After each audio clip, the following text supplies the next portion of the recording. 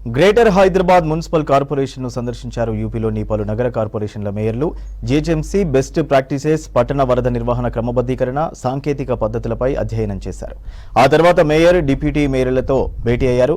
GHMC అమలు చేస్తున్న best practices base అన్నారు యూపీ మేయర్లు.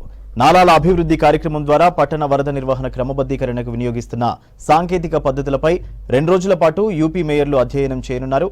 మాన్సూన్ సీజన్లో అన్ని వేళలా అప్రమత్తంగా ఉంటూ ప్రజలకు ఎలాంటి ఇబ్బందులు కలగకుండా ముందస్తు చర్యలు తీసుకుంటున్నామని యూపీ మేయర్లకు వివరించారు జీహెచ్ఎంసీ మేయర్ గద్వాల విజయలక్ష్మి.